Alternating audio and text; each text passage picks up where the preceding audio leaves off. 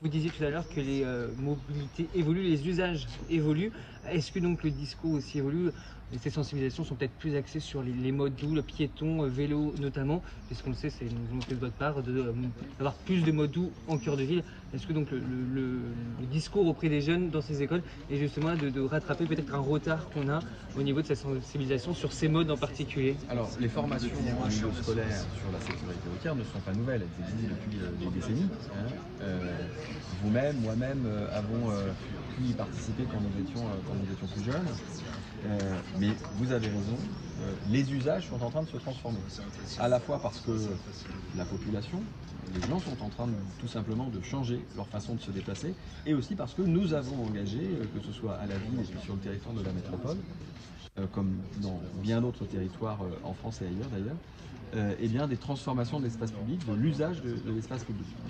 Vous l'avez dit, c'est plus d'espace pour les modes actifs, pour les piétons d'abord, pour les vélos et les usagers de trottinettes ensuite. Et eh bien, la transformation de l'espace public implique que chacun puisse bien maîtriser l'ensemble des règles. Je vous citerai un exemple tout simple, qui est celui de ce petit panneau triangulaire que vous voyez accroché au feu rouge, qui s'appelle un M12, où vous voyez un cycliste qui est représenté avec une flèche, qui transforme en fait un feu tricolore en céder le passage pour la direction que le cycliste, qui est indiquée sur le panneau pour le cycliste.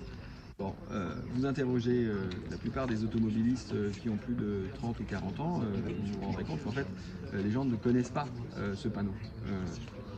On va pas leur reprocher, mais on a besoin de former, on a besoin de sensibiliser, d'expliquer, parce qu'il y a des règles dans le code de la route qui ont pu évoluer, et bien on a tous besoin de se mettre à jour. Voilà. L'objectif de cette campagne de sensibilisation à la sécurité routière, que l'on mène seul à la ville de Lyon, puisque bien évidemment on l'a conçu avec la métropole, on l'a conçu avec les services de l'État, de la préfecture, et bien elle est là aussi, je le disais, pour rappeler les règles existantes, et puis aussi pour que chacun puisse se mettre à jour et s'adapter aux nouvelles façons de se déplacer en ville. J'avais une dernière question justement par rapport à la. Vous avez parlé des usagers de trottinettes. Dernièrement, il y a eu encore 2 accidents assez graves justement au niveau de la ville de Lyon.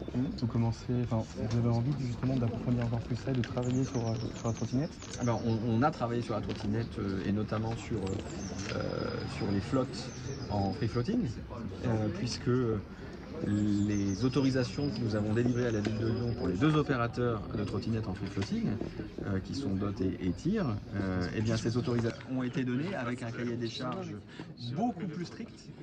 On a d'ailleurs travaillé avec les opérateurs. Aujourd'hui, vous ne pouvez pas prendre une trottinette si vous n'avez pas 18 ans. Quand vous êtes dans vos premières heures d'utilisation d'une trottinette, quand vous êtes novice, eh bien, la vitesse est limitée.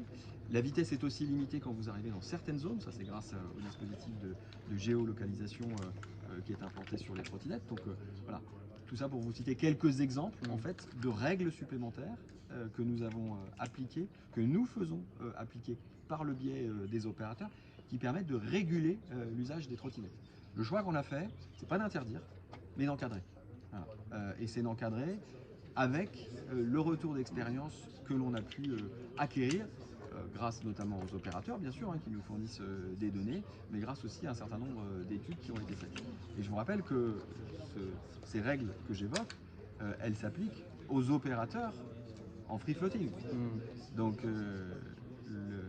les règles, par exemple, d'interdiction d'une trottinette électrique pour les moins de 18 ans en free floating, elles ne s'appliquent pas aujourd'hui pour les trottinettes personnelles, privées, parce que ça, c'est pas de ma compétence.